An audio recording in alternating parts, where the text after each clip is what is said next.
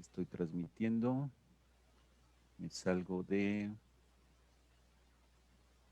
Ay, no quiso transmitir. Ok, va otra vez.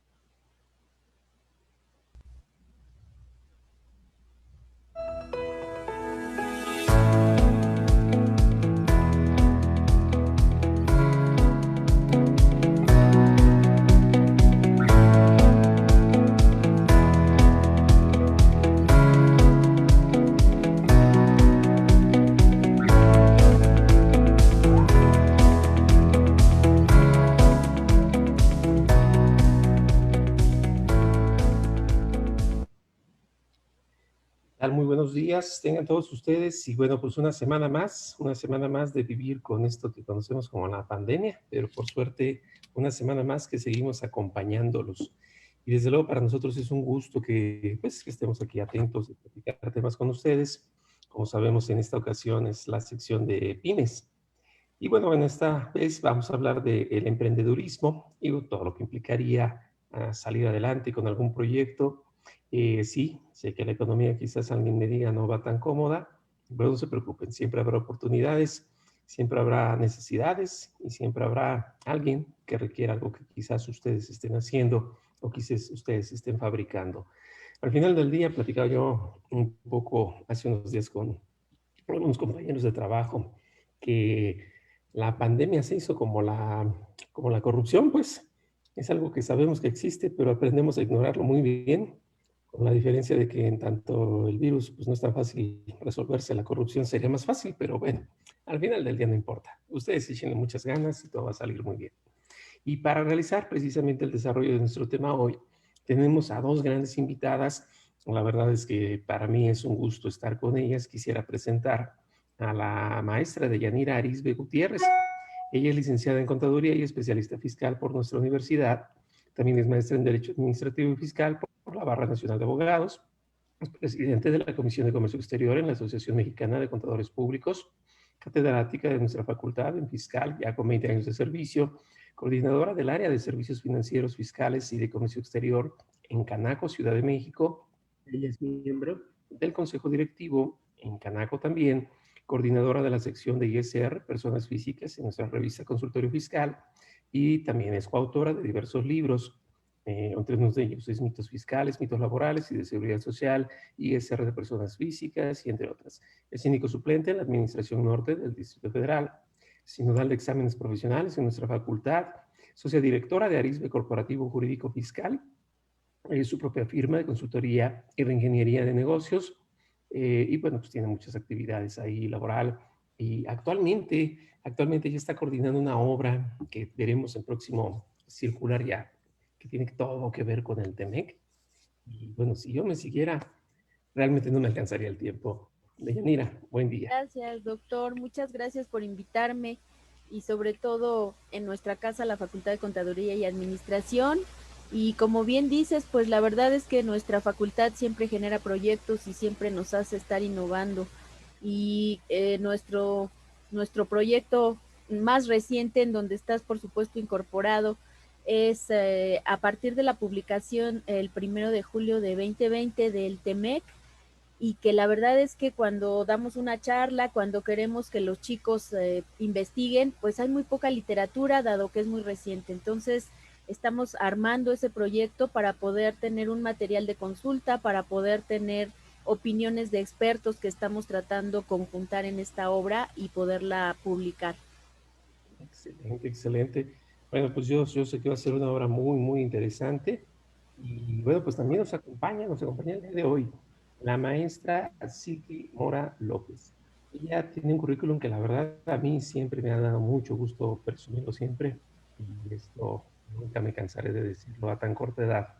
Ella es licenciada en Derecho, a la par que tiene la licenciatura en Contaduría Pública por la Universidad Autónoma de Sinaloa. Ella es maestra en Administración de las Contribuciones, ahí también en la Facultad de Contaduría. Es maestra en Derecho por la UNAM. Próximamente tiene ya su proyecto para doctorado, algo que se va a dar con mucha facilidad. Es también coautora en diversas obras. Ella también participó en Mitos Fiscales. Participó en un libro muy reciente que es de interés para todos, yo creo, que implica los problemas de las operaciones inexistentes en materia fiscal, algo que casi no pasa en México, ¿verdad? Es profesora de posgrado y ha sido profesora en muchas otras universidades. Actualmente es asesora empresarial. Y vuelvo a lo mismo, ella ha sido catedrática, me acuerdo que una vez con la catedrática en España, catedrática en Las Vegas. Y bueno, pues para mí es un gusto siempre poderla saludar. Maestra Silvia, bienvenida. Doctor, muchas gracias por invitarme. Y bueno, pues vamos a platicar entonces un poco del emprendedurismo. Hablábamos precisamente de que es una situación que si siempre es motivo de atención, pues ahora yo creo que lo tiene que ser todavía más. ¿Por qué tiene que ser más? Pues yo pienso que lo debe ser por los cuidados, por lo que implica esta situación que estamos viviendo. Propiamente, insisto, ya es una nueva realidad. Pero vamos, aunque la economía pareciera muy adversa, vuelvo a insistir, siempre habrá alguien que necesite vestir, alguien que necesite comer, alguien que necesite demandar, y los impuestos se van a tener que seguir pagando. Entonces, cualquiera que sea la cosa a la que ustedes se dediquen, la actividad, el producto que quieran pensar, siempre se va a poder realizar. Y es ahí en donde surge la necesidad de emprender negocios, emprender esa empresa. Y bueno, pues no sé si pudieran comentar, comenzaría pues con la maestra Deyanira, a que nos platiquen un poco qué pasa con este emprendedurismo, cómo lo podríamos concebir al estilo región 4, es decir, al estilo México, ¿no? Claro, pues yo creo que el emprendedurismo en nuestro país, si vemos las estadísticas, estamos hablando que la mayoría de las empresas, por más que pudiéramos pensarlo, son pequeñas, son pymes. Y estamos hablando de un 75-80% de empresas que son pequeñas. Eso hace que en algunos casos los empresarios, que seamos grandes o pequeños, estamos en el mercado, pues de repente pensemos que todas las oportunidades son para las empresas grandototas y que siempre tenemos que empezar por una empresa y además de empezar por esa empresa, pues tenemos un montón de activos que comprar y contratar empleados. Y efectivamente en el emprendedurismo creo que son muchos los recursos que se necesitan, pero también es importante que volteemos a ver las oportunidades que, por ejemplo, en materia de tributación tenemos.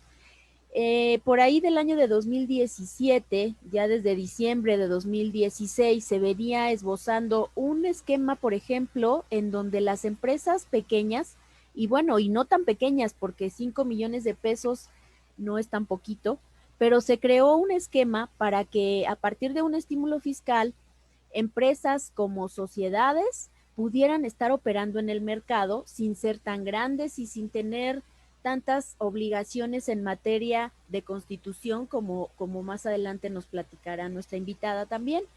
En este régimen, por ejemplo, estamos hablando de empresas, personas morales, porque a veces los proveedores son quienes nos dan la pauta.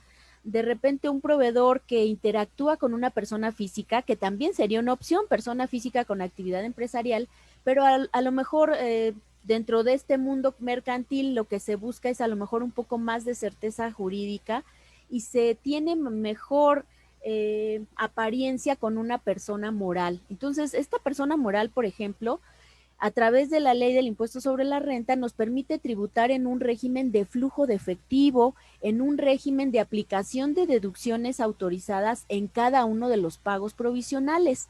Esto a diferencia de las personas morales del título 2, que tributan bajo un esquema de estar pagando el impuesto sobre un coeficiente de utilidad.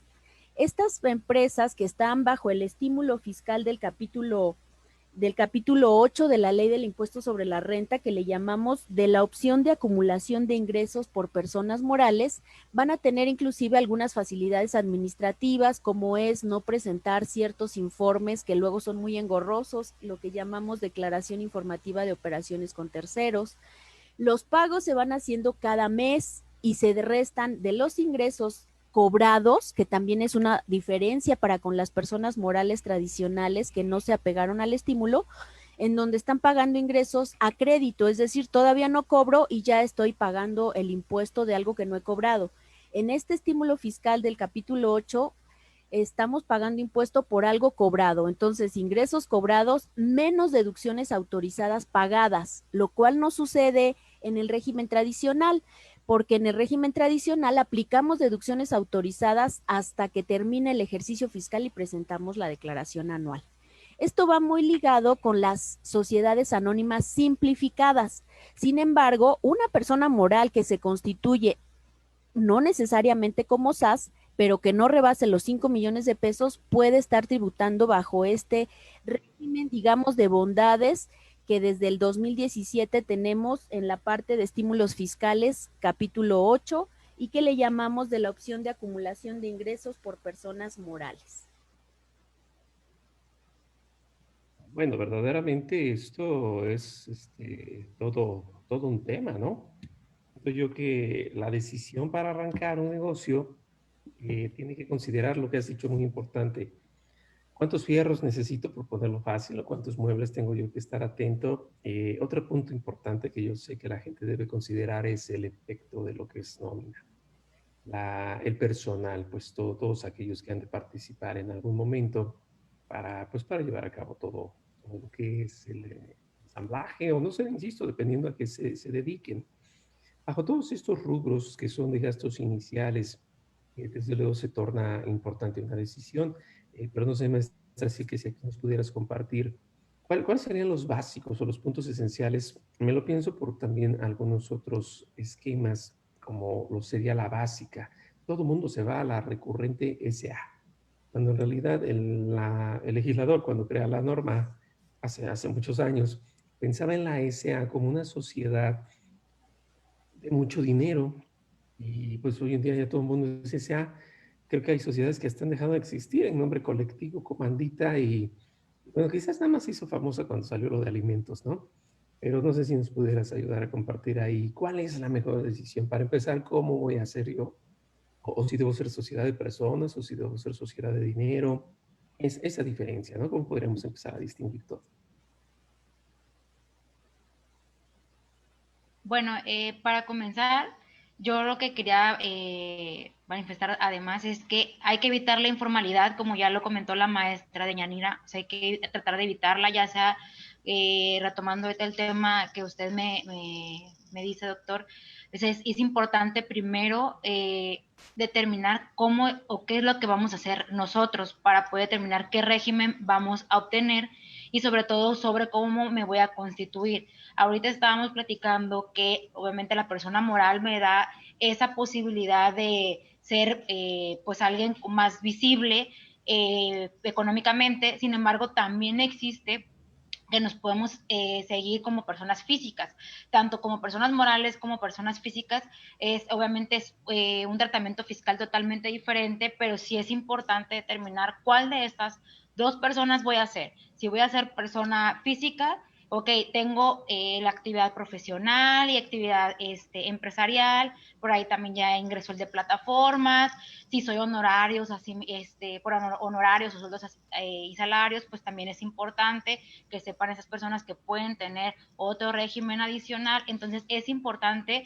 primero distinguir qué es lo que yo voy a realizar. Si son mis primeros pasos, pues bueno, sí es importante que, como dicen, vayamos tanteándole el agua, pues vamos viendo cómo me voy a obtener mis ingresos, y primero sería constituirse como persona física.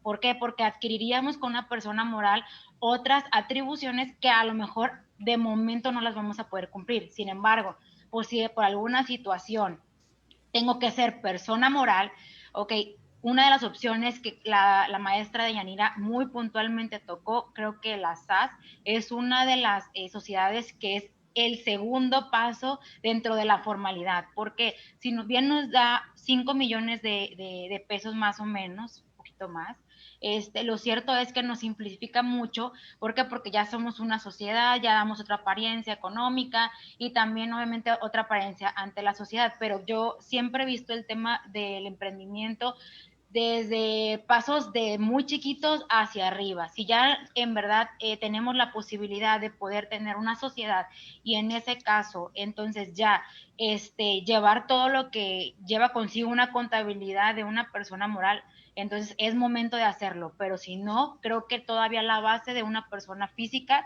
que también tiene sus implicaciones patrimoniales, pues obviamente las personas físicas responden con todo su patrimonio, mientras que las personas morales, dependiendo de la sociedad en la que se han constituido, porque evidentemente cada sociedad corresponde a necesidades diferentes. Entonces, ellos van a responder a las aportaciones que los estatutos lo señalen, ¿no? Entonces, sí es importante definir primero hacia dónde quiero ir, pero cómo me encuentro en este momento y si soy capaz de cumplir otras obligaciones tanto societarias como fiscales que una persona moral me va a representar a una persona física, ¿no? Y también, pues obviamente, esto acompañado de un asesor, que es otro de los puntos que yo podría decir, no el emprendedor y se sabe eso que se trata de realizar todo él porque trata de disminuir costos y creo que ese es uno de los mayores problemas porque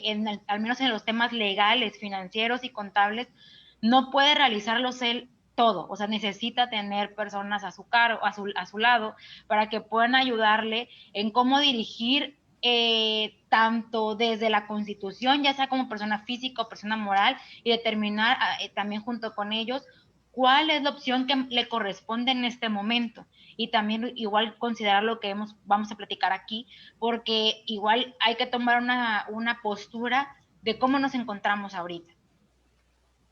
Ok, y esto que dices es bien importante porque la gente sin duda ha sido, pues vamos a pensarlo, aconsejada de que le conviene una sociedad, además de la presencia, pues por no tener la referencia directa con problemas fiscales, incluso, por ejemplo. Pero se dan los problemas fiscales y están los socios corriendo. Esto me lleva a una primera reflexión, ¿no? Por favor, jamás usen prestanombres. ¿Qué quiero decir con prestanombres? No solamente es aquel por el que me voy a portar mal, no.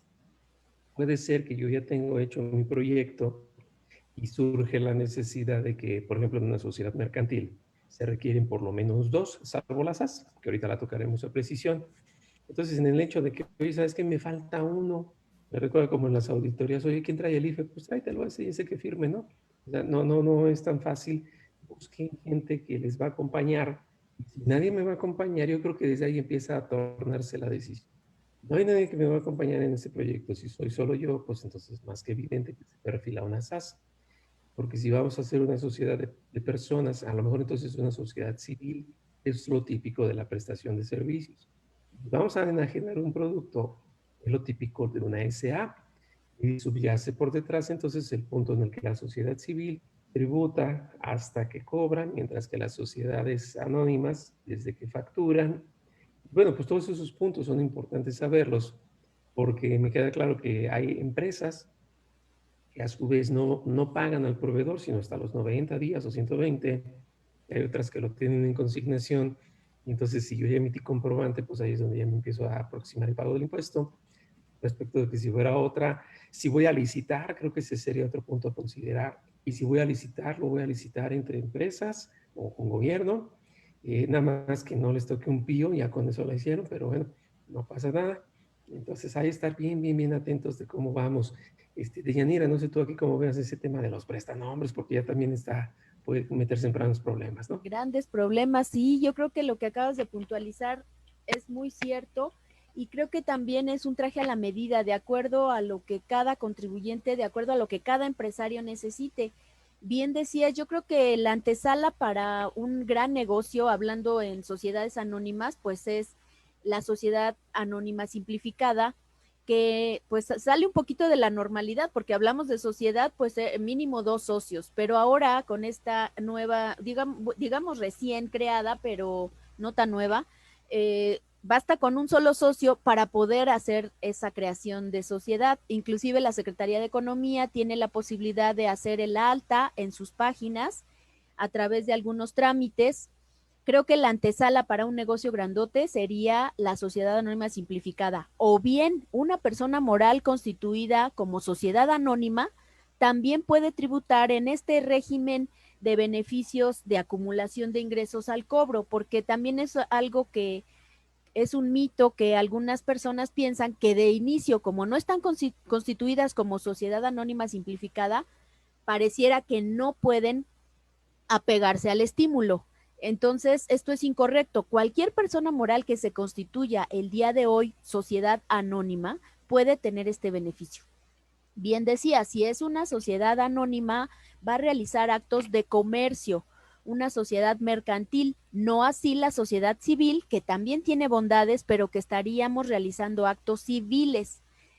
Yo en este momento, si me permiten compartir un poco la pantalla, les presentaría algunas características generales de estas sociedades y algunas características de este régimen de tributación opcional a través del estímulo fiscal, porque creo que se ha difundido poco. Miren, esto inicia, si en este momento están viendo mi pantalla. Ok, sí, sí. En este momento observamos que está en el apartado de estímulos fiscales, por eso a veces, digo, la ley es tan amplia y a veces no llegamos a los transitorios y a veces no llegamos a los estímulos fiscales, pero créanme que hay grandes bondades. Aquí de entrada el artículo 196 nos señala que para poder estar aquí, que tributen en términos del título 2, cuyos ingresos totales obtenidos en el ejercicio inmediato anterior no hubieran excedido de la cantidad de 5 millones de pesos. Pagarán el impuesto aplicando lo dispuesto en este citado título. Les comento que además hay una plataforma especial en el SAT para hacer este pago. Tradicionalmente llegamos a un apartado cuando la persona moral es del título 2 del régimen general sin opción, tributa para poder calcular su pago ingresos no cobrados, es decir, sobre todo lo facturado por un coeficiente de utilidad. En cambio, esta plataforma está especialmente diseñada para que mes con mes se vayan poniendo los ingresos cobrados y las deducciones autorizadas pagadas. Entonces es una plataforma diferente inclusive para el pago de los impuestos en la página del SAT. También pueden, sí, claro, adelante. Si regresamos tantito para que todos los que nos vean, abusados, no se me compliquen. A reserva ahorita del comentario que tenga bien hacer la maestra Silke. Bueno, la SAS sabemos que nació y de alguna forma se tuvo esta referencia de los 5 millones. Lo más curioso es que la Secretaría de Economía hizo recientemente una actualización de que una SAS puede ser arriba de los 5, ya le subió un poquito, 5 millones 80 mil, por aquello, ¿no?, del efecto inflacionario. Bien decías, Deyanira, no nos vayamos, como decimos en México, con la finta de que este régimen es exclusivo para SAS. Sin embargo, me da risa porque la resolución miscelánea dice: cuando se nace una SAS, no crean que tienen que hacer más. Inmediatamente yo les mando este régimen, o sea, ellos mismos coquetearon con la idea. Pero bueno, no sé, aquí me llama la atención a ver qué opina la maestra Silke, ella que también estuvo allá por España. Se piensa erradamente en México, yo creo que es uno de los tantos mitos que seguiremos desarrollando en algún momento, que la SAS es una sociedad unipersonal, y la verdad es que nada es más falso que eso. No es una sociedad unipersonal porque es esta sociedad al estilo las americanas que puedo crear por internet. Y la mando yo, hagan de cuenta, la creo, se las mando a ustedes, les digo dale like y eres socio. Entonces, el plus de esa sociedad, bueno, pues es que no usa notario. De ahí que cuando estuvo todo el boom a mitad del año, de que, vamos a mandar la información de estructura societaria al SAT, y el SAT en su ficha de trámite decía, y que todo venga protocolizado, daban ganas de decirle al SAT, oye, pues hay nocturnas, ¿no? Porque la SAS nunca va a pasar por notario, ¿no? Que es otro de los tantos motivos. Pero creo que bueno, maestra Silke, no sé, creo que no se decide libremente en la SAS los estatutos, ¿no? Como que ya están establecidos, o ¿cómo los ves?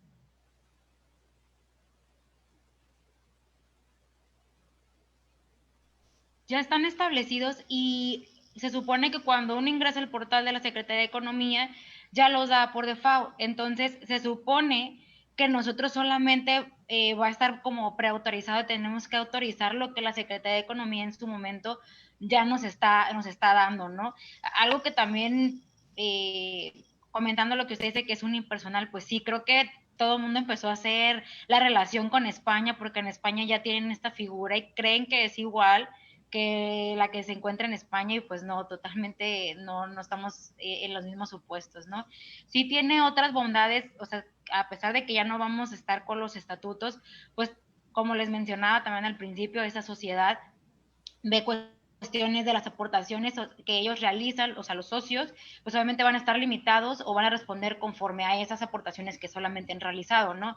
Como también dijo el doctor Burgoa, pues son 5 millones y pasadito, ya también la Secretaría de Economía por ahí también lo rectificó en cuanto a esta sociedad. Creo que también esa sociedad, como ya también lo comentó la maestra Yanira, pues es importante porque esta sociedad pues nos va a eliminar ese tema del notario, que si bien a una pequeña y microempresa, pues obviamente era un gasto pues, en demasía, y pues no podían a veces realizarlo, ¿no? Y no podían tener tanta formalidad.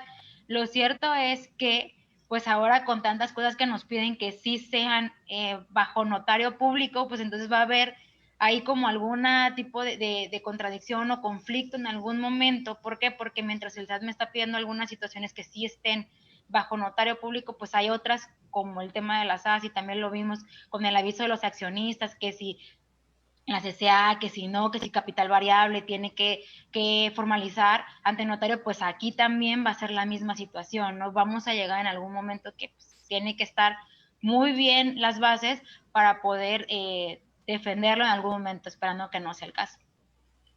Así es, inclusive, aunque al inicio no habría que ir al notario, tengo algunos clientes que de repente tuvieron problema con relación a los poderes notariales, entonces ya en ese momento sí tuvieron que acudir al notario, porque sí, de primera instancia, dice el doctor Carlos, por internet haces tu alta, le das like y ya estás como sociedad anónima simplificada. Pero cuando quieres hacer actos con terceros, pues ya no está tan simple. Ahora, esta parte de que se ha limitado solamente a las SAS para poder aplicar el estímulo fiscal es un grave error, y creo que por eso los emprendedores no se han ido mucho a esa parte. Fíjate que hace poco y precisamente durante esta pandemia, alguno de nuestros clientes se presentó al notario, constituyó su sociedad. Después, como saben, fue un problema a obtener la cita para el SAT, y con muchos trabajos la obtuvo, y me sorprendió mucho que en ese momento nos llamó por teléfono y nos dijo, oye, ya estoy dando de alta mi empresa, pero me dicen que si voy a ir al régimen general normal o que si voy a ir al régimen general de flujos de efectivo, y no supe qué decir, lo cual pues se me hizo un avance, porque ya la propia autoridad está aceptando que no solamente la sociedad anónima simplificada puede estar en el estímulo fiscal. Y bueno, también es un tema, porque en esta sociedad que puede ser anónima o bien la simplificada, pero que ya opte por tributar en el régimen de opción de acumulación de ingresos al cobro, ojo, porque tiene que tener una administración muy bien llevada. Entonces, a lo mejor ahí la persona física que se convirtió a lo mejor en moral en ese momento, ya debe de llevar un entrenamiento. Y digo llevar un entrenamiento porque estas empresas, estas sociedades que optan por la acumulación de ingresos al cobro, lo cual efectivamente es muy bueno, porque no le estás anticipando a la autoridad un impuesto de algo que no has cobrado, y que además te permite deducir en cada pago provisional todo lo que se pague en ese mes, llámese por supuesto sueldos, por supuesto adquisición de mercancías si fuera el caso, gastos, pero tiene que llevar un control administrativo mes con mes, lo cual a veces se les dificulta porque pues porque están acostumbrados a que como persona física pues no llevaban ni siquiera bien la chequera. Acuérdense que todos los pagos mayores a 2,000 pesos tienen que estar pagados con algo que deje rastro en el sistema financiero, cheque nominativo para bono en cuenta, tarjeta de crédito, de débito, algo que vaya dejando rastro, y por supuesto ir guardando todos los comprobantes, solicitar que se emita el XML, por supuesto emitir facturas con todos los requisitos, y que los ingresos por cada factura estén depositados en una cuenta bancaria. Entonces, sí es un control administrativo un poco más fuerte, porque termina el mes, el contador le pide todos los documentos para presentar el primer pago provisional, y puede darse el caso que no lo tengan a la mano. Entonces, sí es un poco también de educar al empresario, porque a veces vamos creciendo y vamos creciendo de manera muy desordenada y creo que eso puede hacer que los negocios no puedan crecer a la par de las grandes empresas, cosa que una pequeña o una grande a sus posibilidades debería de tener el mismo control administrativo. Fíjate que lo que dices es bien cierto. Yo me voy a permitir hacer un comentario más de tipo sociológico, pero bueno, tengo una socia que me dijo una vez algo. Dice que el mexicano le va como le va por dos problemas. Dice, por chismoso y por ignorante, ¿no? Entonces, lo que tú dijiste ahorita lo muestra muy bien. Para toda la gente que en algún momento opte por una SAS, llevarlo a notario, pues obvio es por necedad del otro, ¿no? Porque porque no conocen la ley. Llevarlo a notario es un plus, no es una obligación para el caso de la SAS. Sin embargo, pues el caso que nos platica de Yanira se vio forzado, ¿no? Porque así se lo pidió su cliente. En el caso del SAT, como que también me parece que falta un poquito de estudio. Más bien la pregunta hubiera sido, ¿desea entonces hacerlo a través del flujo, como está predeterminado por resolución miscelánea, o usted gusta optar por otra? Como que un poquito por ahí nos va, ¿no? Pero bueno, esto que dices es bien importante y tiene todo que ver, ¿no? El que las obligaciones se lleven bien, pues es como cuando empieza a crecer, yo pienso en un muchacho en la familia, ya deja la cuna, ahora necesita una cama más grandecita, al ratito quizás empiece, y si el niño no es ordenado desde niño, si no es bien educado, o sea, a la larga es el típico que cuando se vuelva papá se sigue estacionando en segunda fila para dejar a los hijos a la escuela y sigue teniéndose un desorden. Yo creo que eso tiene mucho que ver también con la cultura de los negocios, con el saberse acomodar, y uno de ellos es no gastar más de lo que se debe y bueno, todo este tipo de cosas, ¿no? Maestra Sil, que no sé cómo veas esto de las obligaciones que incluso pueden surgir de los cuidados, si bien decía de Yanira, de la administración que ahora requiere. Pues tener mucho cuidado también quienes forman parte de esta sociedad, o sea, si solamente va a ser una persona o va a ser dos personas, pues cuidar que esas personas no sean socios en otras sociedades que también marca la ley, porque pues si no, no van a poder realizar esta sociedad, ¿no? También otra que deben considerar que yo creo que es muy importante es que todos los socios deben tener también la e-firma y pues es un problema, como bien comentaba la maestra Yanira, porque pues ahorita si no la tienen la e-firma, pues no hay citas, ¿no? Ya hay hasta un comunicado de que las están vendiendo, ¿no? Entonces tenemos que tener mucho cuidado si vamos a realizar esta sociedad justamente por el tema de las citas. Otro es que no tiene un mínimo de capital para poder constituirse. Entonces esa parte pues creo que también es una facilidad para poder realizarla.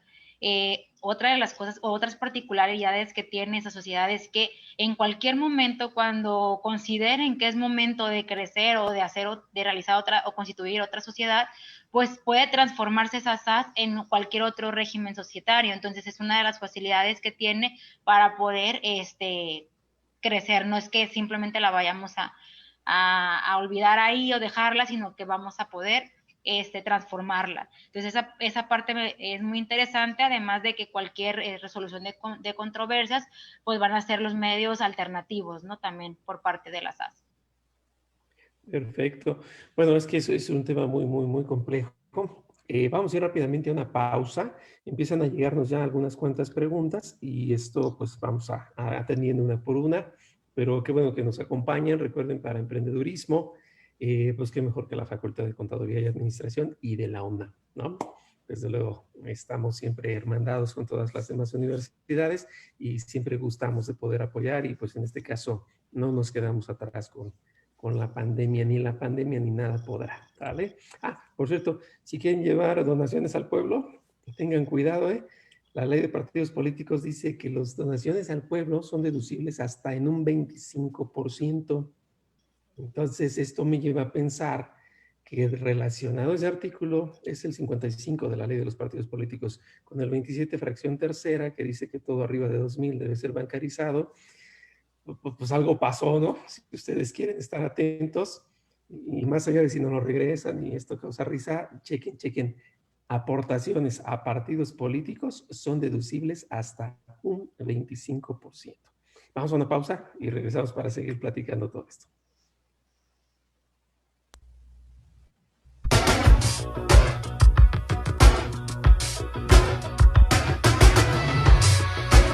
Info Fiscal.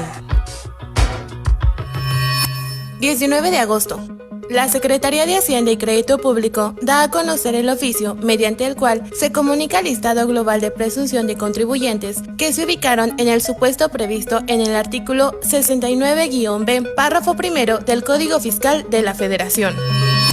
20 de agosto. La Secretaría de Hacienda y Crédito Público emite la relación en los planes de pensiones autorizados y registrados ante la Comisión Nacional del Sistema de Ahorro para el Retiro. 21 de agosto. Acuerdo por el cual se dan a conocer los porcentajes y montos del estímulo fiscal, así como las cuotas disminuidas del IEPS, aplicables a los combustibles que se indican por el periodo del 22 al 28 de agosto del 2020. El Financiero. Ingresos en empresas minoristas suben 7.8% en junio. Es su mayor alza desde que hay registros. Info Fiscal.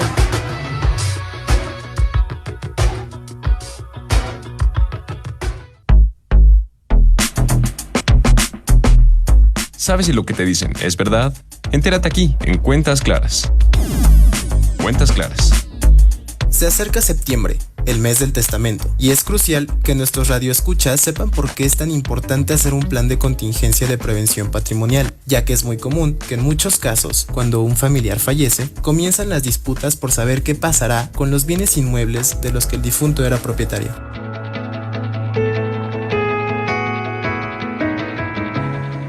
Esto conlleva problemas enormes entre familias, debido a que una vez que el propietario del haber patrimonial fallece, comienzan a aparecer otros supuestos dueños, amigos, cónyuges e incluso hijos no reconocidos que pelean por este.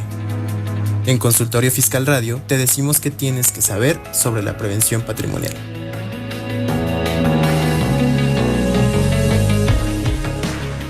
El artículo 1295 del Código Civil establece que el testamento es un acto personalísimo, revocable y libre, por el cual una persona capaz dispone de sus bienes y derechos y declara o cumple deberes para después de su muerte. El testamento garantiza que los derechos sobre tu propiedad se puedan transmitir en forma ordenada y pacífica a quien tú lo decidas. Mediante el testamento, si lo deseas, puedes designar al tutor que se hará cargo de tus hijos menores de edad o incapaces, o designar el albacea que administre los recursos económicos de ellos hasta su mayoría de edad. A través del testamento, si se requiere, se puede reconocer a los hijos procreados y las deudas contraídas. Protege el patrimonio de la familia al asegurar que tu propiedad permanece en el seno familiar.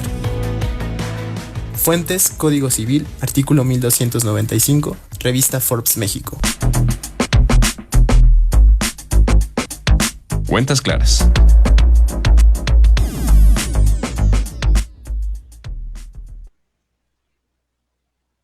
Muy bien, pues estamos de regreso. Esto viene importante, ¿no? Testamento de un tutor y dejan al mejor amigo. Chequen muy bien que no sea lo mismo, ¿no? Que no voy a hacer coincidencia. A ver, abusados. Aquí nada más les quiero comentar, platicábamos de los libros, aquí se los presento, espero no tengan inconveniente en verlos, desde luego la idea es que ustedes lo tengan aquí. Este es el de los problemas de la inexistencia fiscal. Este es aquel libro en donde participa la maestra Silke Mora, ¿ok?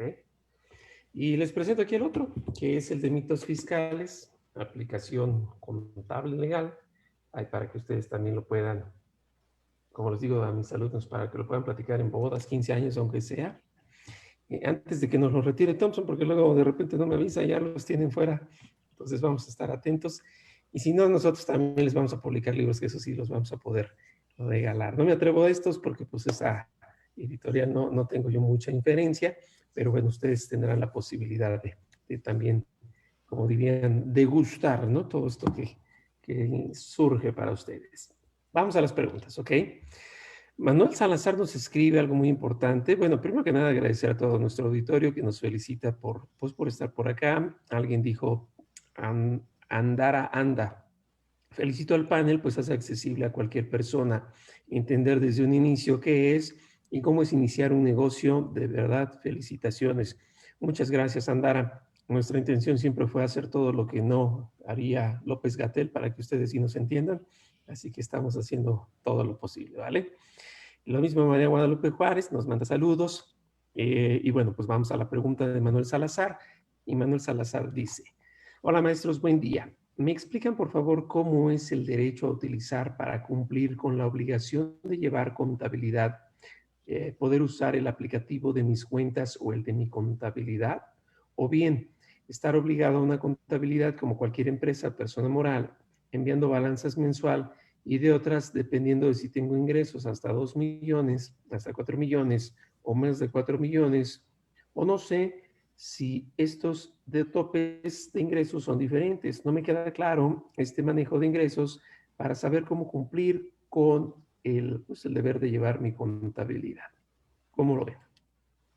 Pues de inicio no sé, me quiero pensar que se está refiriendo a una persona moral o física, porque me suena ese tope de los 2 millones, me suena a la persona física que puede tributar en el régimen de incorporación fiscal.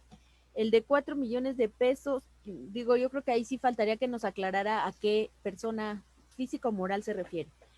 Por ejemplo, si estamos hablando de personas físicas, las personas físicas tienen la posibilidad de tributar en el capítulo de actividades empresariales y profesionales.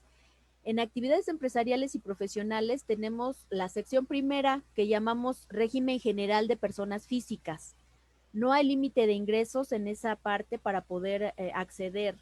Después tenemos el régimen de incorporación fiscal, o más conocido como RIF, en donde nos empezamos a entrenar también como empresarios, porque en este capítulo, que también forma parte de las actividades empresariales y profesionales, pueden tributar quienes tengan ingresos de hasta 2 millones de pesos. Y lo que se incorporó para este 2020, que es el régimen de plataformas digitales, que también es una actividad empresarial, pero que estarán tributando a través de una plataforma digital. Entonces, en actividades empresariales y profesionales tenemos esas 3 posibilidades de tributar. Si hablamos de personas morales, tenemos el régimen general de ley de las personas morales. En este caso hablamos de sociedades anónimas y sociedades civiles que tributan en el título 2. Y después tenemos la opción de acumulación al cobro, que está en los estímulos fiscales por ahí del artículo 199, que ahí permite que cualquier persona moral que no rebase de 5 millones de pesos pueda estar accediendo a este régimen. Y hablando de las sociedades anónimas simplificadas, pues podrían estar en esta opción de acumulación al cobro, con la consideración que la Secretaría de Economía aumenta este importe de 5 millones a 5 millones 165 mil para poder ser sociedad anónima simplificada. Dependiendo del régimen de tributación, pues van a ser las obligaciones. En personas físicas de actividades empresariales no necesitan ir al notario, pueden poner el patito Juan Pérez, es decir, le ponen un nombre comercial, pero en realidad en términos fiscales lo que cuenta es el nombre del contribuyente, que es el que va a estar dado de alta. Las plataformas a través de las cuales, entrando ya a la página del SAT, tienen que pagar el impuesto, dependen del régimen. Si es régimen general de ley, no tributan en esa facilidad que se llama mis cuentas, porque mis cuentas es para régimen de incorporación fiscal.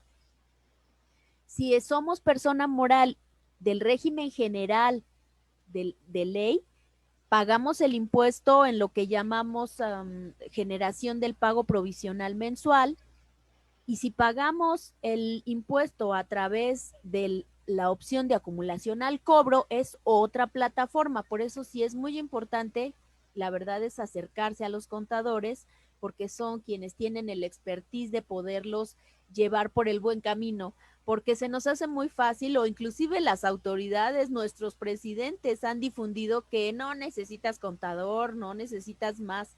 Si nosotros que nos preparamos para ustedes tenemos de repente que hacer consultas, hacer charlas para poder estar de acuerdo, imagínense el contribuyente que acaba de poner su negocio, no tiene obligación de saberlo, y conforme su contador lo va entrenando, pues creo que va a tener las mejores prácticas empresariales.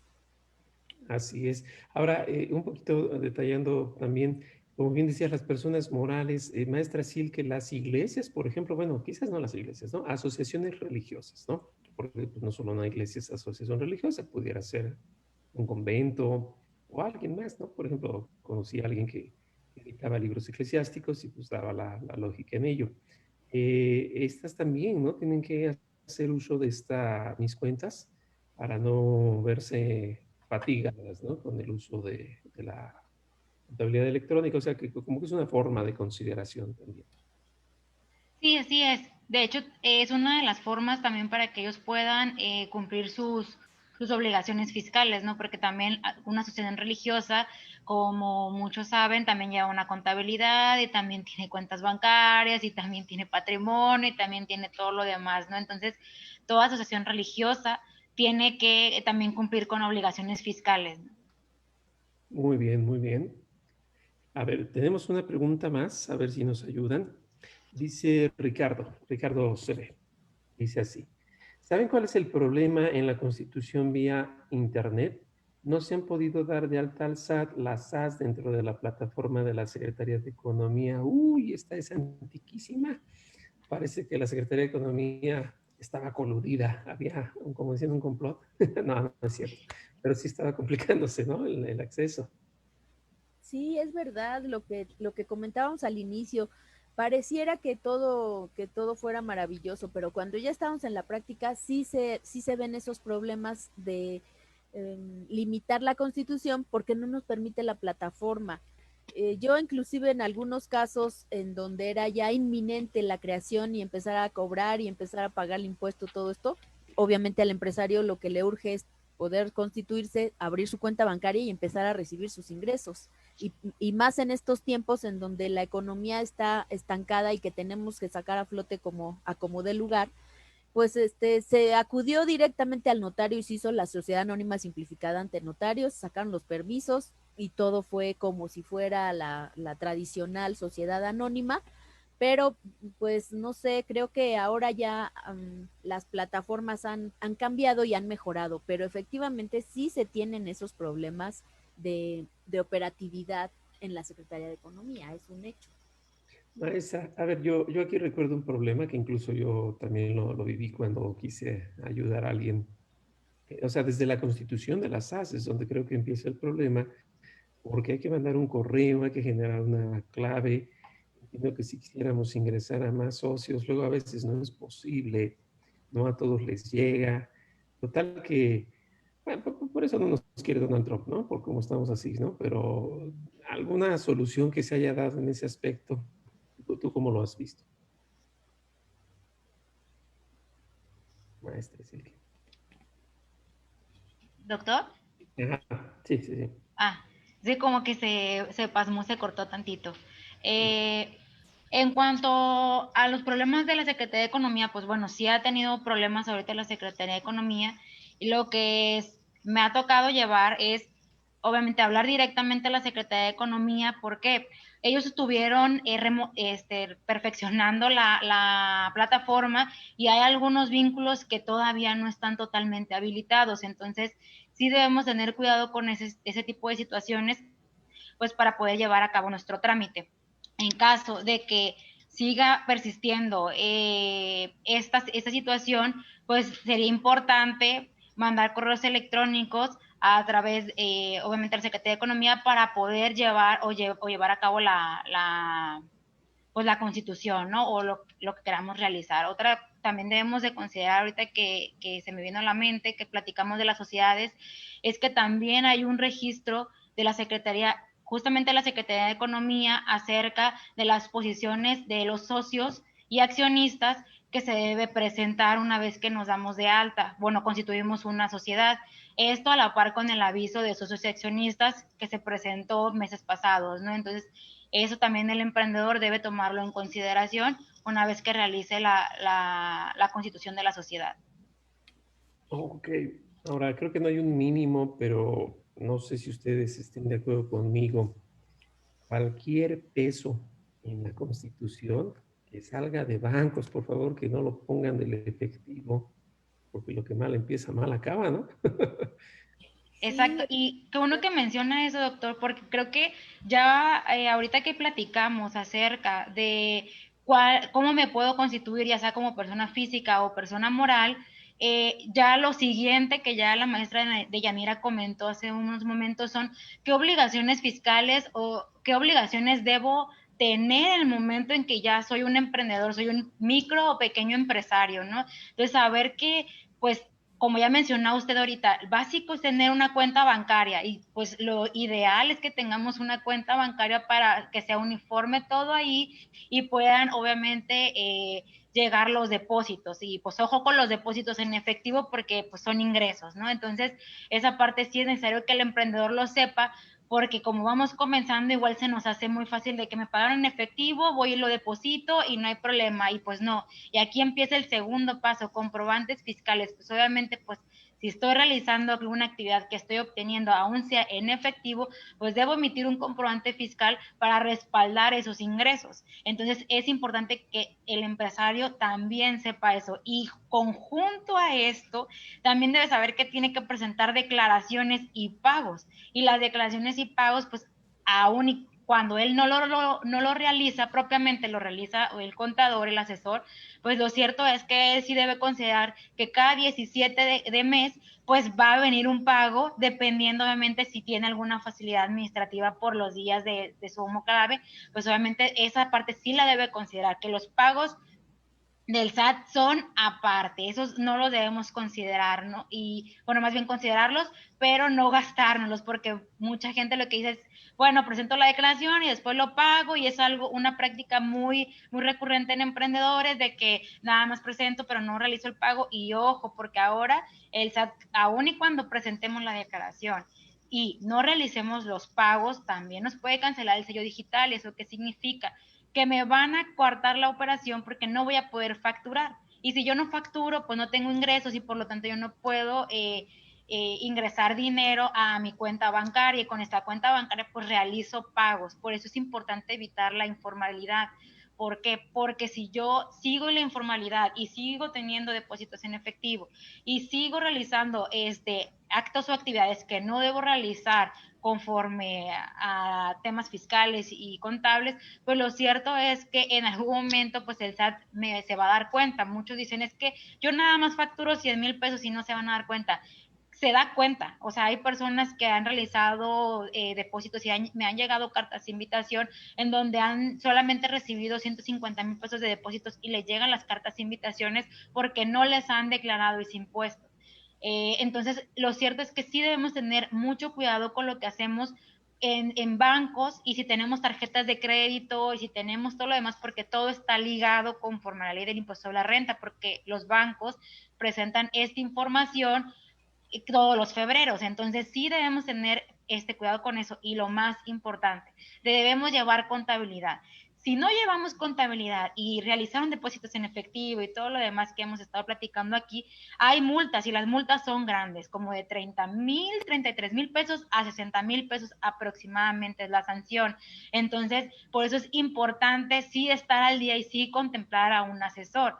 Además de que si no nos damos de alta y de pura casualidad, como bien dijo la maestra de Yanira, tenemos nuestro anuncio comercial, llegan con nosotros y nos piden el alta de inscripción y no la tenemos, aquí también tenemos una multa y las multas son de 3,700 pesos aproximadamente a 10,900 pesos por no considerar las altas en el RFC, ya sea porque no me di de alta con mi actividad o no la tengo actualizada, también me puede llegar esa multa. Entonces sí es muy importante que considere si ya voy a iniciar mi emprendimiento, en qué posición me voy a encontrar. Ya hemos platicado, persona física, persona moral, pero también tengo obligaciones. Y las obligaciones del fisco son sagradas, esas no se tocan, se cumplen tal cual, porque si no me llega la autoridad con multas, me tocan requerimientos. Ahorita lo que está haciendo la autoridad es mandar mensajes por correo electrónico de manera exhaustiva y hostigante para que cumplan las obligaciones fiscales antes de que llegue la multa y demás. Entonces es importante también que si otra de las cosas que tengo que dar de alta son mis datos personales, como que correo electrónico, mi dirección. ¿Y por qué? Porque me voy a ir a buscar, pero si yo como emprendedor lo doy mal, eso también tiene multa. Entonces, ojo con nuestras obligaciones fiscales, no, como bien dijo la maestra de Yanira, no es que ustedes lo puedan hacer solos, hay muchos puntos finos que sí debe considerarse un asesor, porque si no nos van a llegar nuestras sanciones y vamos a preguntarnos, ¿y de dónde salió esto? Si decían que lo podía hacer yo, y lo cierto es que eso pues no lo podrían hacer ustedes, porque a nosotros nos lleva obviamente el estudio y las pláticas, como bien comentaba la maestra de Yanira, y es importante cumplir con todo este bagaje, ¿no? No solamente es ya me constituí, ahora qué, no tengo, a veces se me olvida qué es lo que voy a realizar, pues no, también tengo otras obligaciones, esas son las fiscales y obviamente hay más, pero estas son las básicas que deben considerarse y ya tenerlas en la mente, ¿no? Fíjate que lo que dices es bien cierto. La gente que nos ve, por favor, no se gasten el IVA. Así como López-Gatell normalmente dice, no salgas de tu casa. Bueno, lo decía, ¿no? Ya gente como que ya le vale. Pero así nosotros también tenemos que hacer todo el tiempo. No se gasten el IVA. Cada vez que se hace una venta o que se da la prestación de un servicio, se cobra con el IVA incluido, pues así lo pide la ley. Pero cuando llega a la cuenta bancaria, pues obvio, lo más ideal sería poderlo separar para que no, en una cuenta de ahorro que sea parte de la cuenta eje, pues lo que dice la maestra Ciel que es bien importante, y yo aquí me sumaría, por ley el efectivo se debe reportar al SAT cuando son más de 15, que es lo que antes era el IDE, fracción cuarta del artículo 55 de ISR, o incluso cada año se manda el dato de los intereses reales y nominales. Y sin embargo, por resolución miscelánea se dice que mejor me mandas anticipo el día 10 de cada mes. Entonces, abusados, no se gasten el IVA. Y segundo, para que ahorita sigamos platicando, la gente se prepara y se prepara para una auditoría y lo más triste es que la auditoría nunca llega y el fisco les pega por facultades de gestión. ¿Cuáles? La cancelación de sus sellos, dado que ya tiene toda la información de CFDIs, o las operaciones inexistentes, por decir entre tantas. Entonces, si se preparan para una auditoría, quizás esta ni llegue y aún así les van a pegar. El tema de obligaciones es muy importante todo eso, ¿no, Yanira? ¿Cómo ves? Sí, yo creo que cuando iniciamos un negocio lo que buscamos es, por supuesto, las utilidades, pero de repente nos olvidamos que para poder tener un negocio sano y tener utilidades sanas, hay que empezar desde el principio sin problemas, y todo esto que comentan creo que reitera mucho el que no queremos tampoco espantar a los empresarios, no todo es negro, porque una vez que ustedes toman ya un buen sistema y son bien asesorados, créanme que sus negocios van a ir muy bien. Inclusive lo que, como comentabas tú al inicio, doctor Burgoa, respecto a la parte internacional, pues en primero de julio que tenemos nuevo tratado de libre comercio entre México, Estados Unidos y Canadá, se ha convertido tan importante esto del emprendimiento que lo que por años no había surgido, surge en este 2020 con un capítulo 25 que el TEMEC nos incorpora, llamado precisamente de las pymes. Eso pues pareciera que hablando de temas internacionales y hablando del Tratado de Libre Comercio, pues como que ni volteaban a ver a los pequeños empresarios. Eso me da mucho gusto porque en redes sociales, en algunos noticiarios, se han dado expectativas muy malas hacia este nuevo Tratado de Libre Comercio. Pero creo que el que volteen a ver a los pequeños ya va siendo algo importante. Ya se dan cuenta que no solamente los grandes consorcios transnacionales, porque la mayoría de los pequeños en algún momento quisiéramos ser grandes, por supuesto, y no había oportunidades.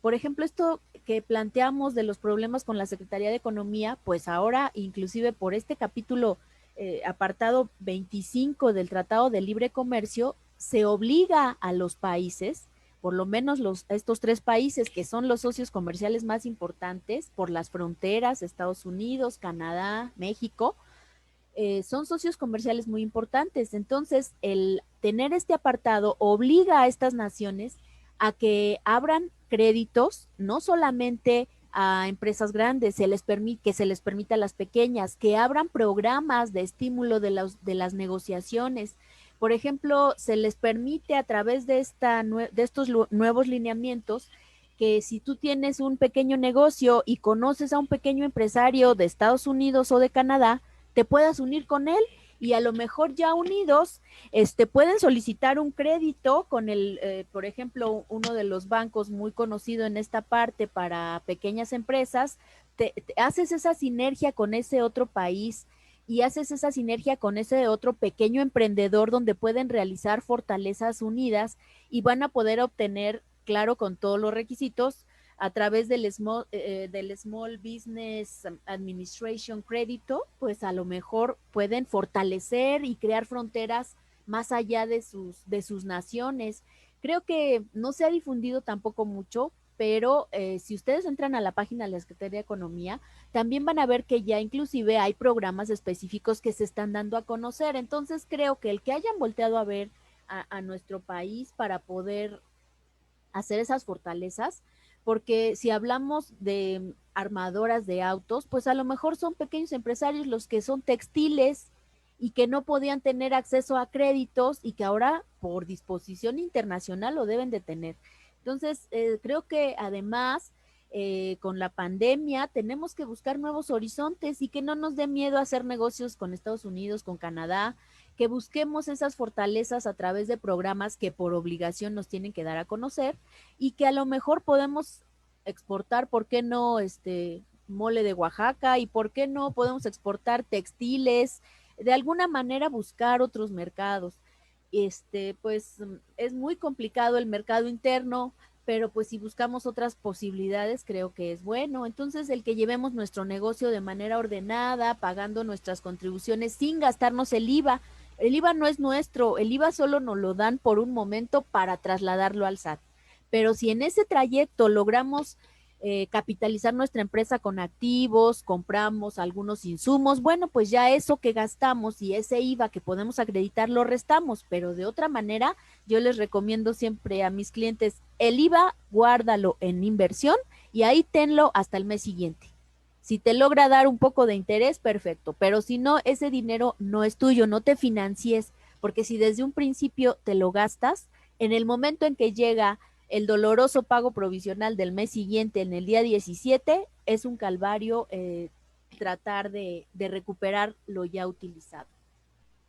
Muy bien, a ver, tenemos una pregunta de Genaro Cabello y dice, duda, un RIF dado de alta desde 2014 que optó por pagos definitivos por sus ingresos adicionales por Uber, entiendo que sigue pagando como RIF bimestralmente, no tiene nada que ver con las obligaciones por ingresos en plataformas digitales. ¿Estoy entendiendo bien? Gracias. ¿Cómo lo ven? Bueno, lo primero que debería considerarle él es que si está bajo una asesoría, si ya tiene un contador, porque a lo que estoy viendo es que si él está bajo Uber y se suponía que los que estaban bajo esa actividad se cambiaban de régimen de incorporación fiscal a directamente al régimen de plataformas digitales, hacían esa transición. Entonces, si no están realizando todavía esa transición, pues bueno, entonces es importante realizarla, ¿no? Por ahí también hay una facilidad de que puedan quedarse en régimen de incorporación fiscal, pero habría que ver la situación ya en concreto. No sé, Yanira, ¿cómo ves? Sí, yo creo que ahora tendrá que estar tributando bajo el régimen de plataforma digital. Se ha convertido un poco problemática. Esta no es nueva, lo traemos desde principios de enero, nada más que a través de disposiciones transitorias se prorrogó al mes de junio. Entonces, junio a agosto, pues son pocos meses en los que tendría el que estarse regularizando porque habrá que ver si le van a retener, si solamente tiene ingresos a través del Uber, si tiene además otro tipo de ingresos. Algunos de ellos tendrán que estar en actividad empresarial régimen general, el otro en plataformas, entonces se ha complicado un poco, pero lo importante es que estamos a tiempo porque esto apenas empezó en el mes de junio, así es que pues ponerse al corriente creo que no está por demás. El régimen de plataformas digitales, pues más que es una sección dentro de las actividades empresariales y profesionales del título cuarto de las personas físicas. Y quisiera comentar antes de que se me pase, porque creo que es súper importante, yo he estado haciéndole, digamos, mucha promoción al que puedan tomar el régimen. Perdón, más rápido que interrumpa. Es Sí, que sí, Genaro nos manda un complemento y digo, pues así cerramos ese punto que él nos dice. Sí. Y si no tengo contador, pago vía el portal del SAT, aportando los datos que me pide la página, no presento anual, solo bimestrales. Entiendo porque puede ser el caso de varios, ¿no? Aprovechando el espacio que él nos hace aquí. Que es gente que vamos a ponerlo burdo, se acostumbró a que no tendría pago. Ahora con esto, pues evidentemente le viene un pago. Se colude, por decirlo abiertamente, porque ahora sí ya tiene una opción especial. Antes era una opción genérica dentro de esa posibilidad de RIF. Entonces, conforme se da esto, lo voy a decir burdo, pero para que ustedes nos ayuden a terminar, porque sé que es una pregunta de varios. ¿Quiere decir que el 20 se acabó o como que era que por mientras en tanto salía algo? Podríamos verlo así. Obvio, las bondades de plataformas digitales pues también es algo especial, pero podríamos entenderlo así. Sí, que se nos acabó la fiesta y que todo el mundo a pagar porque quiero pensar que estaba tributando como régimen de incorporación fiscal. Al estar como régimen de incorporación fiscal, recuerden que tenemos, de acuerdo a la sección en el artículo 111, 112, tenemos la posibilidad de no pagar el impuesto de acuerdo al número de años en el que vayamos tributando. De alguna manera, al salir de ese régimen, va a empezar a pagar, porque hablaríamos ahora de la actividad empresarial de la sección primera, y va a pagar a partir de $1 a través de la determinación de ingresos menos deducciones, el pago del impuesto, menos la retención que en su caso le estuviera haciendo la plataforma digital. O bien optar por pagos definitivos, lo cual a lo mejor no le es conveniente, pero completamente empezar a pagar el impuesto de acuerdo a estas nuevas disposiciones. Efectivamente, si empezaría a pagar el impuesto hasta después de 9, 10 años y pagando muy poquito, porque además en algunos otros casos se apegaban a la facilidad que había también en ley de ingresos con respecto al impuesto al valor agregado, que si se hacían operaciones con el público en general, inclusive no se pagaba el impuesto al valor agregado al 16%, sino de acuerdo a la actividad, si fuera comercio, si fuera prestación de servicios, pues había un porcentaje mucho menor de impuesto al valor agregado que se tenía que estar pagando por las operaciones llevadas a cabo con con público en general, que la mayoría de estas personas pues era público en general porque casi nunca solicitaban factura con todos los requisitos fiscales. Muy bien. Vamos a ir rápidamente a una pausa. Seguimos teniendo preguntas. Agradecemos a todos los que nos ven, que nos manden sus comentarios, inquietudes y pues regresamos. Vamos rapidito. No se vayan.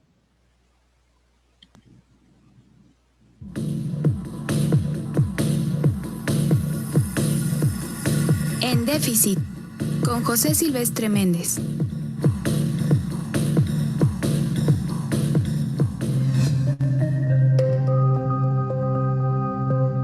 Pemex, Lozoya y la corrupción. Los gobiernos de Fox, Calderón y Peña Nieto, desde el año 2000 hasta 2018, han hecho todo lo posible por desmantelar a la principal empresa pública del país, Pemex, utilizando como una fuente de ingresos muy importantes para el uso de los funcionarios públicos, de los partidos políticos en el poder, entre los que destacan el PRI, el PAN y el PRD, a través del financiamiento a procesos electorales con recursos provenientes de Pemex. El deslegitimar a Pemex era la joya de la corona en el proceso de privatización aunado al proyecto neoliberal de los últimos sexenios, lo cual incluye la reforma energética como una de las más importantes de las llamadas por el gobierno de Peña Nieto reformas estructurales. Junto con el proceso de deterioro de Pemex, los gobiernos contribuyeron a desmantelar a la industria petroquímica nacional para favorecer a las empresas transnacionales, como es el caso de Odebrecht Braskem. Estos gobiernos han impulsado la penetración de la inversión privada nacional y extranjera a través de contratos otorgados en forma directa, sin licitación, pero que involucran importantes acciones de corrupción, como se ha señalado en el proceso judicial que se le sigue a Emilio Lozoya Austin, exdirector de Pemex. Lo más sonado hasta ahora es la detención en España de Emilio Lozoya y su posterior extradición a nuestro país. El exdirector de Pemex está acusado de operaciones de lavado de dinero y sobornos que involucran a varios funcionarios públicos del más alto nivel. Los delitos concretos de los cuales está acusado Lozoya son operaciones con recursos de procedencia ilícita, asociación delictuosa y cohecho. El caso de corrupción más conocido en el cual estuvo involucrado Lozoya y muchos otros servidores públicos es el de la empresa Odebrecht, la cual entregó cuantiosos sobornos al propio Lozoya con el objeto de obtener contratos directos de Pemex sin licitación. En el caso de la investigación en curso, se ha demostrado que buena parte de los recursos ilícitos obtenidos por Lozoya los usó en forma personal y familiar, como la compra de una residencia a través de su esposa, y otra parte importante fue canalizada al proceso electoral, favoreciendo a algunos partidos políticos como el PRI. De acuerdo con la carpeta de investigación, otro caso en el que estuvo involucrado Lozoya es el de Altos Hornos de México, AMSA, empresa de la cual recibió millonarios sobornos con el objeto de favorecerla con contratos.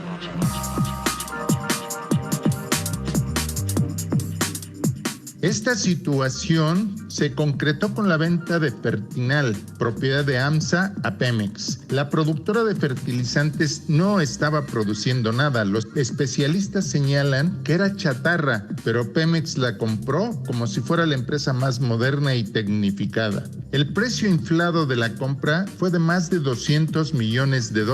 Se considera un robo porque ya se sabía las condiciones en que se encontraba Fertinal. En este robo en despoblado que pagamos todos los mexicanos, estuvieron involucrados Alonso Ancira, exdirector de AMSA, la hermana de Lozoya y él mismo. Los otros casos que se siguen investigando son el de agronitrogenados y etileno 21, que involucran una gran desviación de recursos públicos y operaciones irregulares que implican un desfalco a los recursos de Pemex, o sea, de la nación, por más de $460 millones.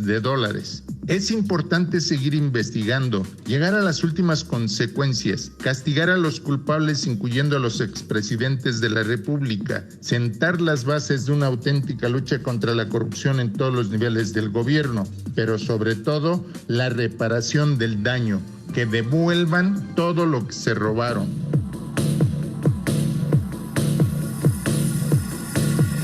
En déficit, con José Silvestre Méndez.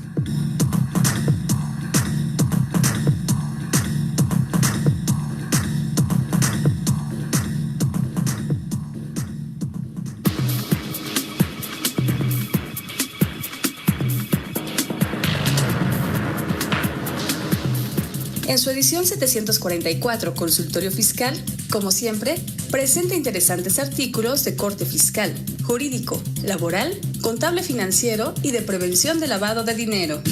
Como primer tema, María Asensio Morales Ramírez examina puntual y oportunamente el reciente anuncio de las autoridades sobre un acuerdo de reforma para el fortalecimiento del sistema de pensiones, sus antecedentes, propuestas y problemáticas.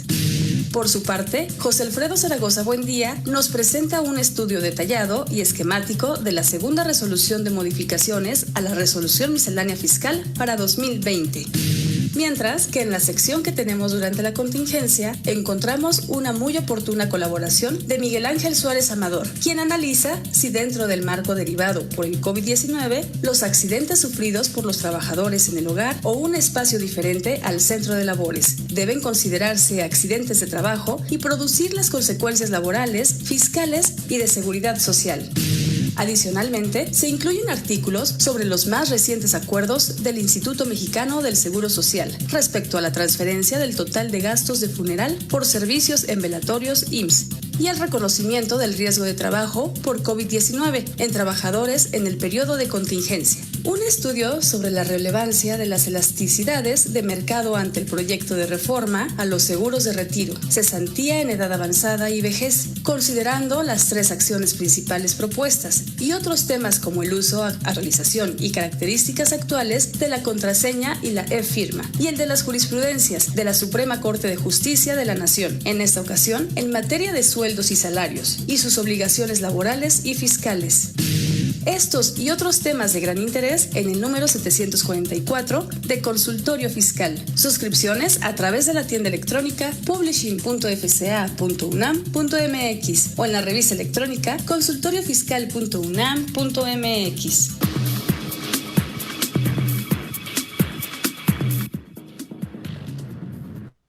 Muy bien, pues estamos de regreso y a mí siempre me deja pensando eso del caso Lozoya, porque la primera pregunta que me hago es, ¿estará en México en serio?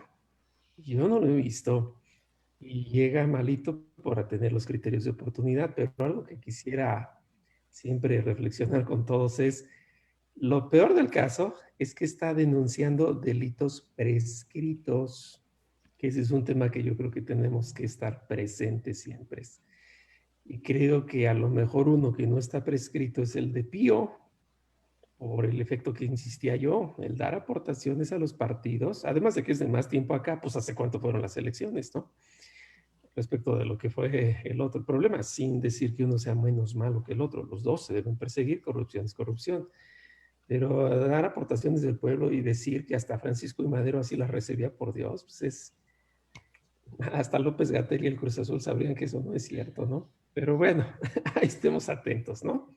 Pero perdón, pero es que sí me da mucho coraje como buen mexicano, como conocedor de la ley, ¿no? Debe ser. Bueno, a ver, tenemos aquí algunas preguntas que se seguían realizando. Hay alguien que ha formulado ya una pregunta en varias ocasiones dentro del foro que se hace aquí en Facebook, me han hecho notar, pero sí me gustaría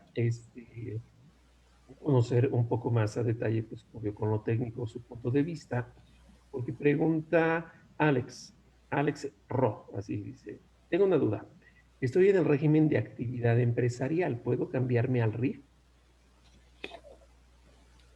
Mira, desde hace muchos años, cuando estaba en lo que no era el RIF, en ese momento eran los repecos, y si hablamos de las exposiciones de motivos en cada uno de estos cambios que han habido con el afán de incorporar a la informalidad, pues se crea para personas, digamos que se crean para empresarios que van iniciando, para empresarios pequeños precisamente, y si ya fuiste grande, ya no podrías regresar a ser pequeño. Esa es en realidad lo que ha surgido desde que existían los repecos hasta al día de hoy con el régimen de incorporación fiscal. Si ya tuviste la posibilidad de estar en actividades empresariales del régimen general, ya no podrías regresar a un régimen menor. Esa es, hablando del contexto en el que se han dado estos cambios, porque en la práctica yo te podría decir que el SAT sí ha permitido, a pesar de que traemos este antecedente, el SAT sí ha permitido que se den de alta en régimen de incorporación fiscal desde un régimen grande a un régimen pequeño. Sin embargo, al tiempo, le dice el propio SAT, oye, el régimen en el que estás tributando debería ser actividades empresariales del régimen general. Entonces, para no caer en el error, yo creo que es revisar la circunstancia de cada contribuyente. Sí, así es, y de hecho hay una tesis que sí puede marcar el cambio, o sea, cambiarte de régimen general de personas físicas a régimen de incorporación fiscal. Este régimen, el rubro, la jurisprudencia es régimen de incorporación fiscal, constituye un régimen optativo para los contribuyentes, incluso para aquellos que se encuentran inscritos bajo el régimen general, siempre que cumplan con los requisitos establecidos en el artículo del régimen, ¿no? Entonces, sería utilizar esta postura que ya existe ahorita para poder realizar el cambio, pero obviamente, como ya hemos comentado aquí, es viendo si cumple con los requisitos para poder estar en ese régimen, ¿no? Pero existe esta interpretación que se podría utilizar. Doctor, si me permites también comentar en este punto, donde estamos ya especificando quién puede estar y quién no puede estar, Fíjate que también en el régimen de flujo de efectivo que yo comento que es una buena opción para una persona moral, hay que estar atentos con lo siguiente: quiénes pueden estar y quiénes no pueden estar, no pueden optar por este beneficio de pago del impuesto de personas morales a través de este beneficio, porque así como tiene bondades, pues tampoco quiero cometer el error de no decirles quién no puede estar aquí, porque así como para el RIF es para pequeños contribuyentes, para empresarios que van iniciando, estas empresas que pueden tributar hasta 5 millones de pesos por flujo de efectivo, no pueden estar aquí personas morales cuando uno o varios de sus socios o accionistas o integrantes participen en otras sociedades mercantiles. Es decir, eres solamente socio de esta empresa persona moral, no tienes varias, porque ya sé lo que se les está ocurriendo, pues aquí hago una con 5 millones y aquí hago otra con 5 millones y voy teniendo el beneficio de pagar el impuesto bajo flujo de efectivo, voy haciendo deducciones y teniendo los beneficios que me da este estímulo fiscal. Entonces, no puedo pertenecer a varias, no puedo ser socio de varias empresas. Se entenderá por este control cuando una de las partes tenga sobre la otra el control efectivo de su administración. Entonces, tampoco pueden estar en esta opción de pagar el impuesto para las personas morales los contribuyentes que tengan actividad a través de un fideicomiso, a través de una asociación en participación, tampoco quienes tributen conforme al capítulo 6, que también hablaríamos ya que son empresas grandototas, tampoco personas morales cuyos socios, accionistas o integrantes hayan sido socios, accionistas o integrantes de otras personas morales y que ya hayan tributado conforme a este capítulo. Los contribuyentes, por supuesto, que dejen de cumplir con los requisitos, pues ya no pueden estar en este capítulo, y quienes ya no cumplen con el requisito de estar aquí van a ser las personas morales que rebasen el límite de ingresos. ¿Y saben cuál es el beneficio? Dice que van a rebasar, pero que rebasen y dejen de pagar sobre esta forma tan, pues digamos que tan padre de pagar el impuesto, porque no vas anticipando sobre algo que no vas cobrando. Dejas de pertenecer casi en todos los demás regímenes. En el momento en que dejas de tener el ingreso o excedes el ingreso, te sales del régimen. Aquí dice que te sales hasta el año siguiente. Eso es una maravilla, porque claro que va enfocado a pequeños, pero si se te pasaron los 5 millones, todavía te la puedes llevar todo ese año pagando las contribuciones conforme a este beneficio, y hasta el año siguiente pues te vas al régimen general de personas morales. Eso también es muy bueno. Aquí lo que observan en su pantalla es cómo se acumulan los ingresos y por qué les he estado yo comentando que es un régimen benéfico. Los ingresos se consideran acumulables en el momento en que sean efectivamente percibidos, efectivamente cobrados. Los ingresos son efectivamente percibidos cuando se reciben en efectivo, en bienes, en servicio, aun cuando aquellos correspondan a anticipos, a depósitos o a cualquier otro concepto, sin importar el nombre con el que se les designe. Entonces, no están anticipando el impuesto por algo que no han cobrado, como todas las demás personas morales. Pagan el impuesto sobre algo que cobraron. Solo que, ojo, no todo mundo puede estar aquí, y si rebasan, pues tienen la ventaja de que rebasan y ahí se van quedando todo el año, hasta el año siguiente se cambian al general. Ok, de hecho la idea es que si un socio participara en varias sociedades, voy a poner nombre, solo para que todo el mundo lo entienda. Imagínense a Carlos Slim creando 10,000 SAS, pues ya la hizo, ¿no? O sea, lo que buscan esas políticas públicas es que no se abuse. Y si ahí se acuerdan del artículo 5A del Código Fiscal, pues creo que ya sacamos 2 por 1, como dicen, ¿no? Bueno, estamos prácticamente ya casi llegando al final.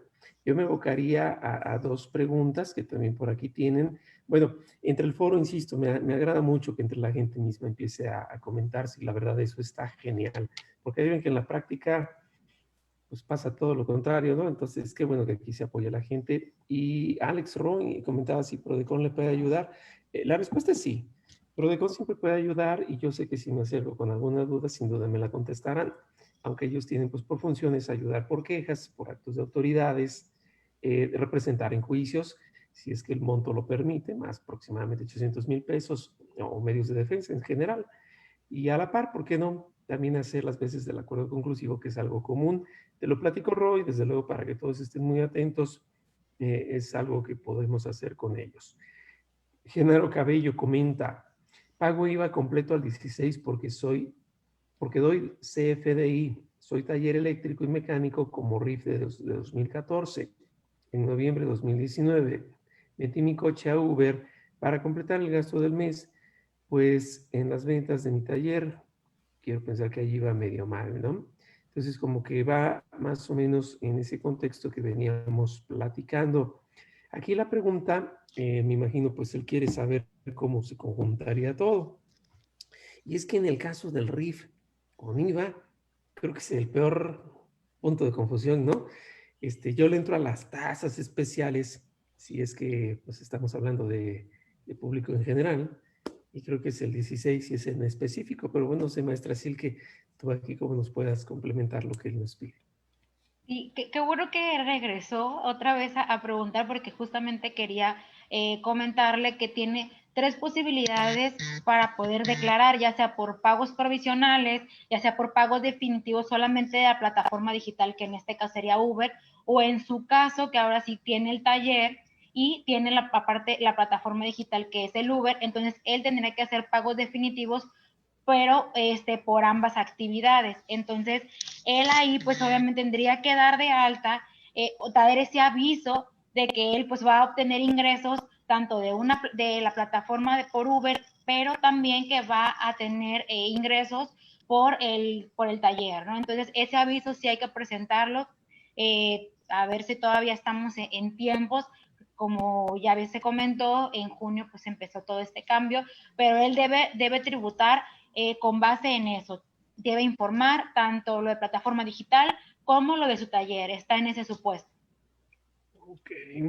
Pues sí, porque es un punto donde la gente se ha perdido un tanto con todo eso. Y bueno, pues es complicadísimo, pero nada más que ubiquen, como dicen en México, cada chango en su mecate. Entonces... Sí.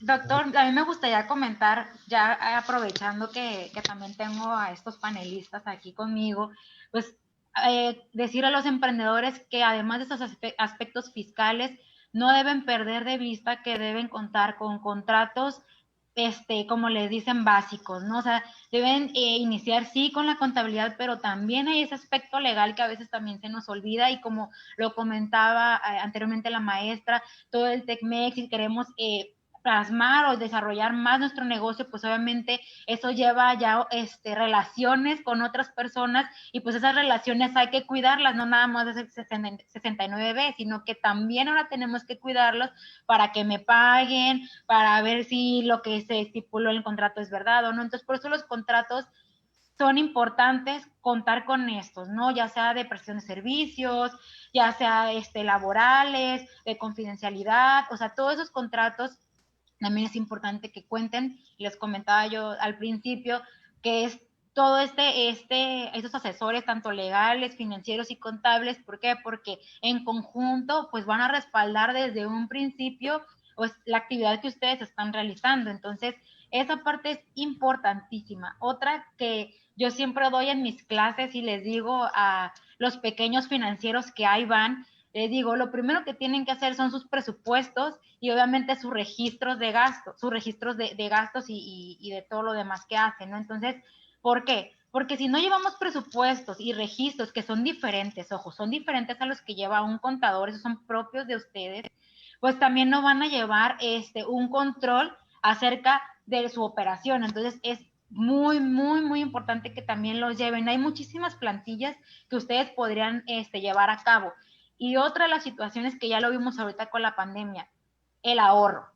El ahorro, todavía en un curso y que di hace unos días, les comentaba que muy pocas empresas llevan, y también tanto personas físicas, personas morales, llevan esa cuenta que está ahí olvidada, que es una, solamente para contingencias, y la dejamos olvidada y jamás le damos la importancia que debe tener. Hasta ahora en la pandemia nos dimos cuenta para qué servía. Muchos de los que estaban conmigo en el curso me dijeron, es que yo solamente la vi en la licenciatura y ya jamás la volví a ver. Lo cierto es que ahora podemos ver que sí tiene importancia esa cuenta para contingencias, no solamente laborales, sino también, ya vemos ahorita, de contractuales, cumplimientos y demás. Entonces, también ustedes como emprendedores deben cuidar de dejar un ahorro para que rentas de locales, pagos de sueldo, pagos de impuestos, empezar a ahorrar con lo que ustedes van obteniendo.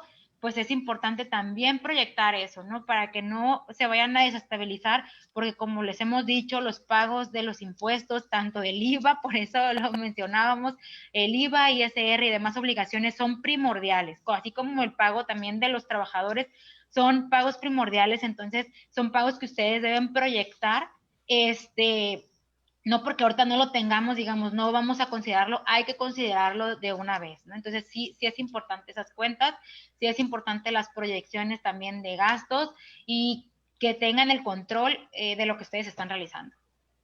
Perfecto. Pues prácticamente ya hemos llegado al final. Yo les pediría nada más si nos ayudan a contestar una última preguntita para que no nos quedemos así como a la mitad. Lucas Díaz pregunta, buenos días a todos, soy RIF y obtengo algunos ingresos de plataformas, además de mis ingresos normales de mi actividad. ¿Debo salir de RIF o puedo continuar en el régimen? ¿Qué debo hacer? Es una pregunta muy reiterada por muchos contribuyentes que tienen una actividad empresarial y tienen las plataformas. Si nos vamos al texto de ley, el artículo 111, con motivo de la reforma 2020, dice muy puntual que quienes tengan otra actividad dejarán de tributar en el régimen de incorporación fiscal. Entonces, bajo esa premisa, pareciera que nos tendríamos que salir y que estar pagando el impuesto, todo como actividad empresarial de la sección primera del régimen de actividades empresariales y profesionales, sin la posibilidad de la condonación, digamos, del impuesto que da el régimen de incorporación fiscal. Tendríamos que estar pagando, y quiero irme al texto para que ustedes lo tengan presente. Sin embargo, la resolución miscelánea y también la propia autoridad ha estado permitiendo que existe una sinergia en los demás, que existe una sinergia entre los dos. Dice 111 por ahí de los últimos párrafos. Y en realidad creo que se aboca nada más a permitir, ¿no? Que si alguien tiene un salario, sí, que tuviera salarios y arrendamiento, podría continuar, pero si fuera cualquier otra actividad, tendría que estar en el régimen general. Muy bien. Bueno, pues estamos muy atentos. Pues nada más, obviamente, sé que son cambios y los cambios generan algunas dudas, pero como bien decía la maestra Silke y la maestra Yanira, háganse llegar de los especialistas. Es algo así como si me duele la muela y yo solo me quiero ver en el espejo para sacármela, pues imposible, ¿no? Entonces, así como es imposible, así es imposible también pensar que nos pueda ir bien yéndonos tan sencillo. Sí, el RIF permitía que uno mismo lo hiciera, pero porque era un régimen muy sencillo o pretendía ser sencillo, como una plataforma previa, perdón la palabra, mejor como un escalón previo para llegar a la tributación general, ¿no? Bien lo decía la maestra de Yanira, desde que estaban los repecos, que ya fueron después repocos, ahí estaban un tanto más consideradas estas cosas. Pero bueno, el tema da para más y da para mucho más. Mira, es el artículo 111, fracción sexta de la ley 2020, quienes no pueden tributar en el régimen de incorporación fiscal. No pueden pagar en el régimen de incorporación fiscal las personas físicas que presten servicios o enajenen bienes por internet a través de plataformas tecnológicas, aplicaciones informáticas y similares, a que se refiere la fracción tercera de este capítulo, únicamente por los ingresos que reciban por la utilización de dichos medios. Ahí se los dejo para que le den una checada. 111, fracción sexta de la ley 2020. Perfecto, muchas gracias. Pues no me queda nada más que agradecer a nuestras invitadas de hoy que nos ayudaron a desarrollar este programa, y la verdad es que yo vi que hubo mucha respuesta. Sin duda continuaremos bajo la conducción de otros de nuestros compañeros para seguir comentando estos puntos. Recuerden, el emprendedurismo es básico y sería un error eliminarlo siquiera de nuestra cabeza. No es así en las normas y nosotros tampoco debemos hacerlo. Hoy es la pandemia, podría ser una cuestión diferente como una devaluación. Siempre va a haber imponderables, pero no obstante podremos sacarlos siempre adelante. Maestra Deyanira, muchas gracias por estar hoy con nosotros. Gracias, doctor, por invitarme, a la Facultad de Contaduría, a todos los que integran este programa, que además, aún con la pandemia, se sigue transmitiendo y la UNAM sigue trabajando. Efectivamente. Maestra Silke, muchas gracias por estar aquí con nosotros. Gracias, doctor, gracias a usted y a todos los colaboradores, y pues recordándole a su público pues que está a la venta el libro de efectos fiscales por el tema de la pandemia, el COVID, por Thomson Reuters, donde yo también participé, y también de problemas de inexistencia de operaciones, que ya se lo enseñó el doctor Burgo hace unos momentos, también sigue a la venta, y ya pues yo sí me atrevo a decirlos. Yo tengo a una vendedora ahí en Thomson Reuters que si mencionan mi nombre, les hacen por ahí un descuento. Ya lo está mostrando el doctor Burgoa. Ese es el libro, se los recomiendo muchísimo, y pues les recomiendo que lo compren porque les va a ayudar muchísimo en este tema, porque no solamente ve temas fiscales, sino también ve temas laborales, penales, administrativos.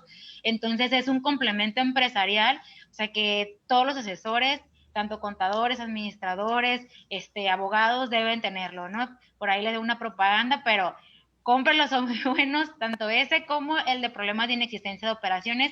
Ese también es muy bueno, como dice el doctor, pues a lo mejor siempre nos anticipamos a auditorías. Es cierto, pero es mejor estar anticipado a que nos llegue la auditoría y no saber qué hacer. Entonces, son libros que sin duda les van a ayudar y aportar muchísimo en eso. Muy cierto lo que dices.